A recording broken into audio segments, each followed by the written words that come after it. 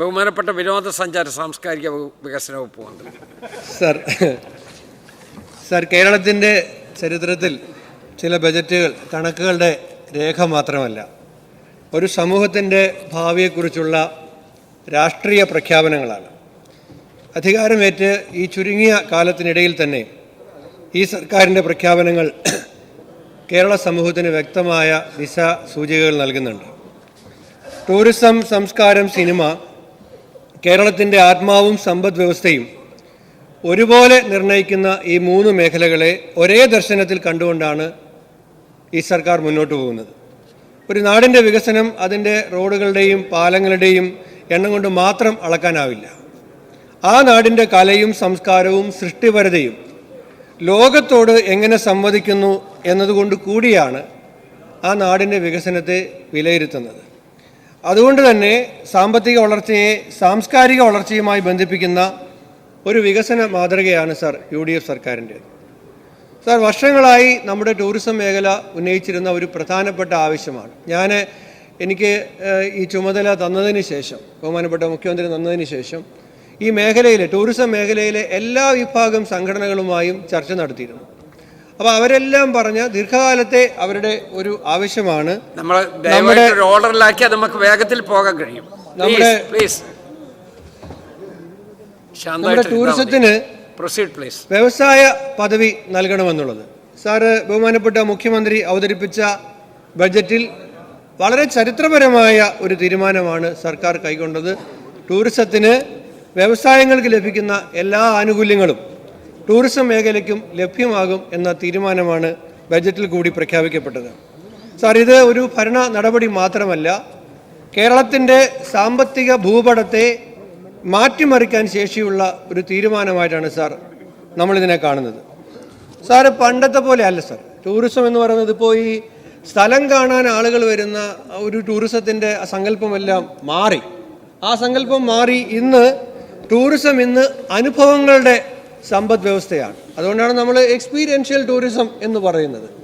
അപ്പോൾ ഈ അനുഭവങ്ങളുടെ സമ്പദ് വ്യവസ്ഥയെ അതിനനുസരിച്ച് ചില മാറ്റങ്ങൾ ഉൾക്കൊണ്ടുകൊണ്ട് മുന്നോട്ട് കൊണ്ടുപോകണം. അപ്പോൾ ഈ ബജറ്റിൽ തന്നെയുള്ള ഏറ്റവും നിർണായകമായ പ്രഖ്യാപനമാണ് ഈ തോട്ടം മേഖലയിലെ ടൂറിസം വികസനത്തിന് വേണ്ടിയിട്ട് ഉപയോഗിക്കാനുള്ള നിയമ ഭേദഗതി.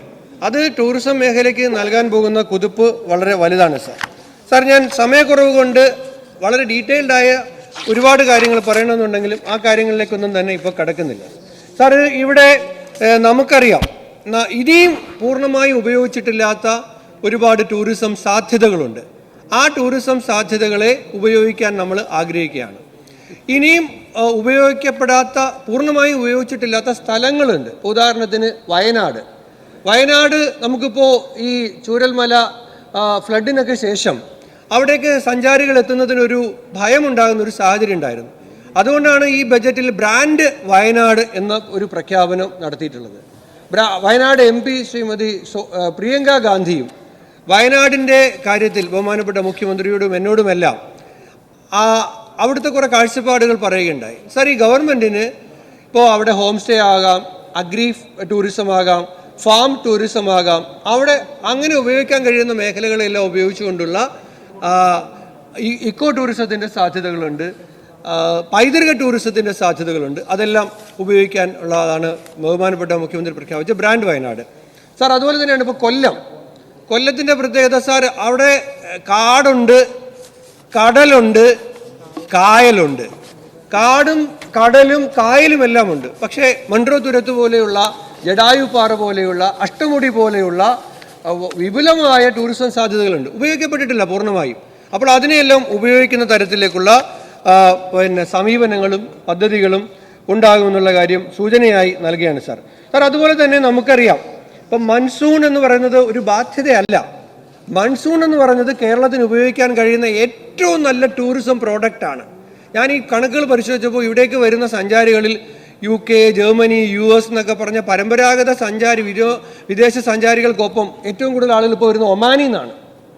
ഒമാനിൽ നിന്നുള്ള സഞ്ചാരികൾ ഏറ്റവും കൂടുതൽ വരുന്നത് മഴക്കാലത്താണ്. അവർ മഴ കാണാൻ വേണ്ടി മാത്രം വരികയാണ്. അവരിവിടെ വരികയാണ്. ഈ മൺസൂൺ, കേരളത്തിൻ്റെ മൺസൂൺ ആസ്വദിക്കാൻ വേണ്ടിയിട്ട് വരികയാണ്.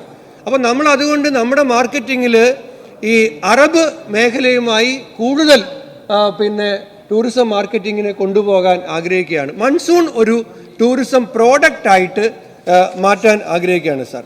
അതുകൊണ്ട് നമ്മുടെ പിന്നെ ടൂറിസത്തെയും കൾച്ചറിനെയും കൂടെ സംയോജിപ്പിച്ചുകൊണ്ട് നമുക്കറിയാം കൾച്ചറൽ സ്റ്റാർട്ടപ്പ് എന്നൊരു ആശയം കൊണ്ടുവരികയാണ് സാർ.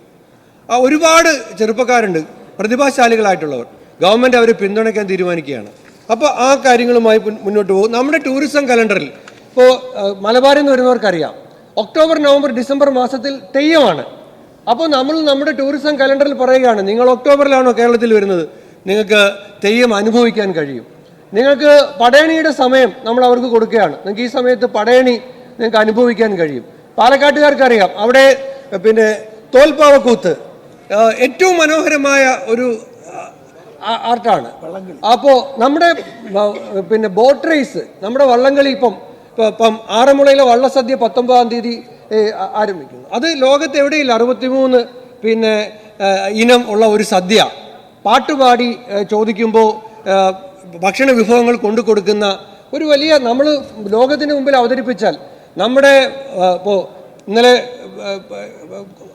CBLലെ ആലപ്പുഴയിലെ ആദ്യത്തെ വള്ളംകളി ഇന്നലെ തുടങ്ങി, മൂലം. ഇനി പ്രസിഡൻസ് ട്രോഫി കൊല്ലത്ത് ആണ് അവസാനിക്കുന്നത്. അതുവരെ വള്ളംകളികളാണ്.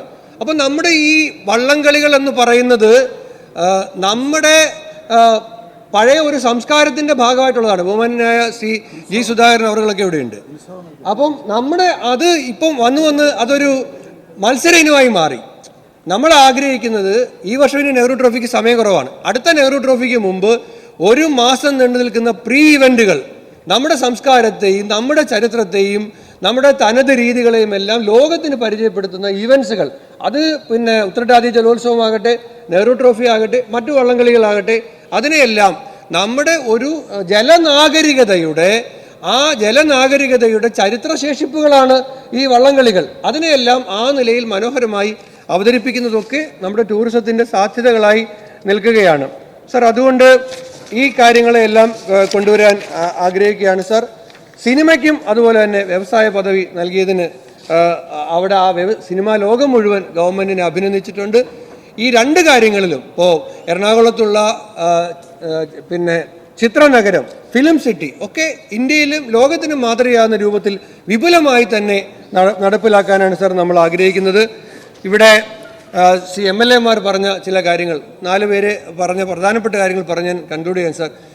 ഇവിടെ ആലുവയിലെ MLA പറയുകയുണ്ടായി, അവിടെ പിന്നെ ആലുവ പെരിയാറിൻ്റെ തീരത്ത് ശിവരാത്രി മണപ്പുറത്ത് അദ്ദേഹം ഡീറ്റെയിൽഡായിട്ട് അതിൻ്റെ കാര്യങ്ങൾ ഇവിടെ വിശദീകരിച്ചുകൊണ്ട് ഞാൻ അതിലേക്ക് കടക്കുന്നില്ല. ഒരു ശിവരാത്രി മണപ്പുറവുമായി ബന്ധപ്പെടുത്തി അവിടുന്ന് കേന്ദ്രീകരിച്ച ഒരു ടൂറിസത്തിൻ്റെ കാര്യം പറഞ്ഞു. അത് ഗൗരവമായിട്ട് അത് ആലോചിക്കുന്നുള്ള കാര്യം ഇവിടെ പറയുകയാണ് സാർ. കോവളം ഇവിടെ പറഞ്ഞല്ലോ, കേരളം അറിയാത്തവരും കോവളം അറിഞ്ഞു തുടങ്ങിയ ഒരു കാലം അദ്ദേഹം ഇവിടെ പറയുകയുണ്ടായി. കേരളത്തിലെ ആദ്യത്തെ ടൂറിസം ഡെസ്റ്റിനേഷനുകളിൽ ഒന്നാണ് കോവളം. ഇപ്പോൾ അവിടുത്തെ അവസ്ഥ വളരെ പരിതാപകരമാണ്.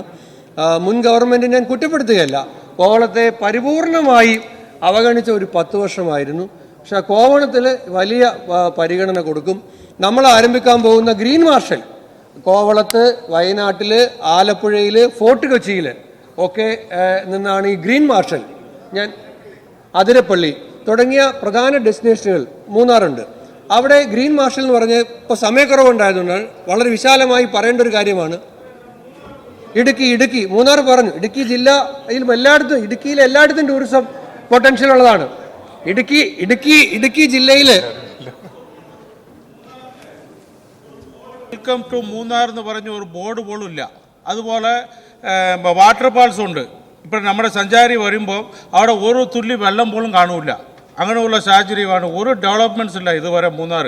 അതിനിപ്പോൾ വയനാട് ഇതുപോലെ നോക്കുമ്പോൾ മൂന്നാർ ഒന്നും കാണണം സാർ, ഒന്നിച്ചിരി ഡെവലപ്പ് ചെയ്യാൻ അവിടെ ഉണ്ട്. Yes minister. സാർ, ഈ എറണാകുളം ജില്ലയിലെ കിഴക്കൻ പ്രദേശത്തുള്ള കടമ്പ്രയാർ ടൂറിസം അത് വളരെ ഡെവലപ്പ് ചെയ്യാവുന്ന ഒരു ടൂറിസമാണ്. കാരണം നഗരത്തിൽ നിന്ന് നഗരത്തിലേക്ക് പോകാൻ ആളുകൾക്ക് താല്പര്യമില്ല. ഇപ്പോൾ അവിടെ ഇൻഫോ പാർക്കുള്ള വലിയ 10,000-കണക്കിന് ആളുകൾ ജോലി ചെയ്യുന്ന, അവർക്ക് സമയം ചെലവഴിക്കാൻ അവധി ദിവസങ്ങളിലോ അല്ലാത്ത സമയത്തോ ഇല്ല.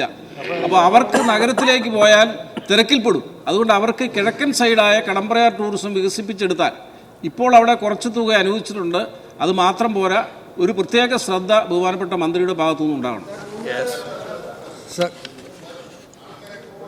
ഡെസ്റ്റിനേഷൻസ് കൂടി നമ്മൾ നോക്കണം സാർ. ഓരോ ഗ്രാമപ്രദേശത്തും ചെറിയ ചെറിയ ഏരിയകളുണ്ട് നമുക്ക് ഡെവലപ്പ് ചെയ്യാൻ പറ്റുന്ന, അത് ലോകത്തിൻ്റെ ശ്രദ്ധ ആകർഷിക്കാൻ പറ്റുന്ന രീതിയിലുള്ള സ്ഥലങ്ങൾ. പുതുപ്പള്ളിയിൽ ചെത്തിക്കുളം എന്ന് പറഞ്ഞ സ്ഥലമുണ്ട്. എൻ്റെ പിതാവ് ഡെവലപ്പ് ചെയ്യണമെന്ന് ആഗ്രഹിച്ചാണ് കഴിഞ്ഞ മിനിസ്റ്ററെ അവിടെ കൊണ്ടുപോയിട്ടുള്ളതായിരുന്നു. അങ്ങയുടെ സഹായം പ്രതീക്ഷിക്കുന്നു. ഇവിടെ മൂന്നാറിൽ ഞാൻ തന്നെ നേരിട്ട് പോയി അവിടുത്തെ എല്ലാ സ്റ്റേക്ക് ഹോൾഡേഴ്സുമായിട്ടും MLA ഉണ്ടായിരുന്നു, MP ഉണ്ടായിരുന്നു, ജനപ്രതിനിധികൾ എല്ലാവരും ഉണ്ടായിരുന്നു. അവരെല്ലാവരുമായിട്ടും ചർച്ച ചെയ്തു. മൂന്നാറിൻ്റെ കാര്യത്തിൽ ഏറ്റവും കൂടുതൽ ടൂറിസ്റ്റുകൾ വരുന്ന ഒരു സ്ഥലമാണ് മൂന്നാർ. അപ്പോൾ കോഴിക്കോട് നമ്മൾ ഇപ്പോൾ ഇൻ്റർനാഷണലായിട്ടുള്ള മലബാർ റിവർ ഫെസ്റ്റ് നമ്മൾ നടത്തുകയാണ്. ബീച്ചിൻ്റെ കാര്യം പറഞ്ഞു. പിന്നെ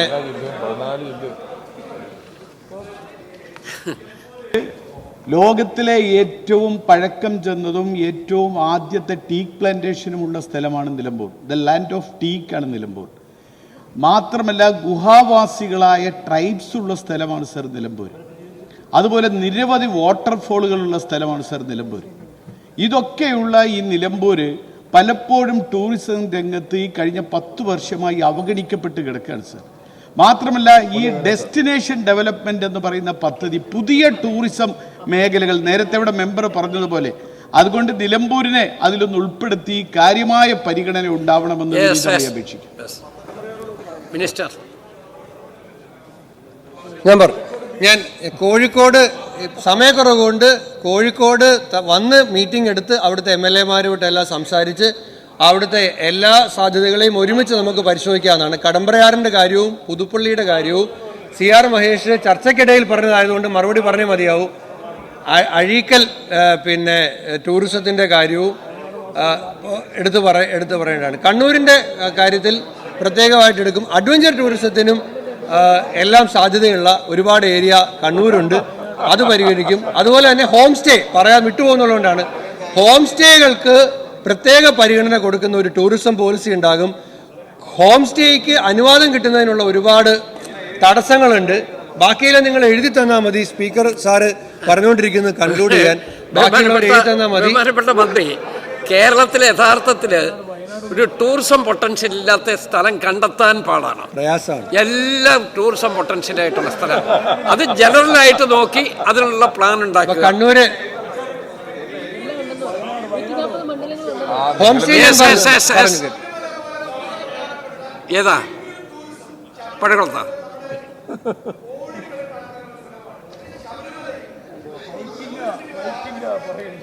മൈക്ക് ഒരു പ്രത്യേക പദ്ധതി ശബരിമലയ്ക്ക് വേണ്ടി തിരുപ്പതി മോഡൽ എന്നൊക്കെ നമ്മൾ പറയുന്നുണ്ടെങ്കിലും, പക്ഷേ ഇതുവരെയായി കേരളം ശബരിമലയെ ഫോക്കസ് ചെയ്ത് അവിടേക്കുള്ള പിൽഗ്രിം ടൂറിസത്തെ ഡെവലപ്പ് ചെയ്യാൻ ഒന്നും ചെയ്തിട്ടില്ല സാർ. ബഹുമാനപ്പെട്ട സ്പീക്കർ മുഖേന ടൂറിസം ഡിപ്പാർട്ട്മെൻറ്റ് ശബരിമലയെ ഫോക്കസ് ചെയ്ത്, ശബരിമല പത്തനംതിട്ട ജില്ല എന്ന് വെച്ചാൽ ഏറ്റവും പ്രകൃതി രമണീയമായ ഒരു പ്രദേശമാണ്, അങ്ങേക്കും അറിയാമല്ലോ. ആ സ്ഥലത്തേക്ക് ഒരു ടൂറിസ്റ്റുകളെ, വിദേശ ടൂറിസ്റ്റുകളെ, അതുപോലെ നമ്മുടെ ഉത്സവങ്ങളിൽ സാർ കെട്ടുകാഴ്ചകൾ, ഉത്സവങ്ങൾ ഏറ്റവും ആകർഷണീയമുള്ള ടൂറിസം ആക്ടിവിറ്റിയാണ്. ഇത്തരം കാര്യങ്ങളിലേക്ക് കൂടി ശ്രദ്ധിക്കണമെന്നാണ്.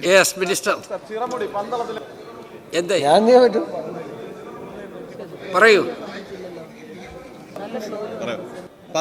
പന്തളത്തിലെ ചിറമുടി ടൂറിസം ബൃഹത്തായ ഒരു പദ്ധതിയാണ്. ശബരിമല പറഞ്ഞല്ലോ, കേട്ടില്ല. എന്താ സജീവ്? ഉപയോഗപ്പെടുത്തിക്കൊണ്ടുള്ള ടൂറിസം സർക്യൂട്ട് അനുവദിക്കണമെന്ന് അഭ്യർത്ഥിക്കുകയാണ്. ഞാൻ ഇനി പറയാം. കോതമംഗലത്തിൻ്റെ കാര്യവും മൂവാറ്റുപുഴയുടെ കാര്യവും അതിരപ്പള്ളിയുടെ കാര്യം ഞാൻ പറഞ്ഞു, കോതമംഗലത്തിൻ്റെ കാര്യം പറഞ്ഞു, എല്ലാം പറഞ്ഞിട്ടുണ്ട്. അതുപോലെ എറണാകുളം ജില്ല മൊത്തത്തിൽ പറഞ്ഞു. കാസർഗോഡ് ബേക്കൽ ടൂറിസം പറഞ്ഞു. വയനാട് ആദ്യം പറഞ്ഞു, ശ്രദ്ധിച്ച് കേൾക്കണം. അതുപോലെ തിരുവനന്തപുരത്തെ കാര്യങ്ങളെല്ലാം പറഞ്ഞിട്ടുണ്ട്. ഇതെല്ലാം ഞാൻ പറഞ്ഞല്ലോ. ശബരിമല, ഗുരുവായൂർ, അതുപോലെ തിരുവല്ലം ബജറ്റിൽ തന്നെ പറഞ്ഞതാണ്. അതുകൂടാതെ ആലപ്പുഴയും കൊല്ലവുമായി ബന്ധപ്പെട്ട് കിടക്കുന്ന ടൂറിസം സർക്യൂട്ടിനെ കുറിച്ച്, തീർത്ഥാടന ടൂറിസത്തെക്കുറിച്ച് പറഞ്ഞതാണ്. ജി സുധാകരൻ MLA എന്ന സ്ഥലത്ത് 100-ലേറെ തരം ലോകത്തിലെ പക്ഷികൾ വരുന്ന പാതിരാമണൻ എന്നൊരു സ്ഥലമാണ്, അങ്ങനെയൊക്കെ അറിയായിരിക്കും. അതൊരു ടൂറിസം ഡെസ്റ്റിനേഷൻ ആണെങ്കിൽ അത് വേണ്ടത്ര ഡെവലപ്പ് ചെയ്തിട്ടുള്ളത് ശ്രദ്ധപ്പെടുത്തുക.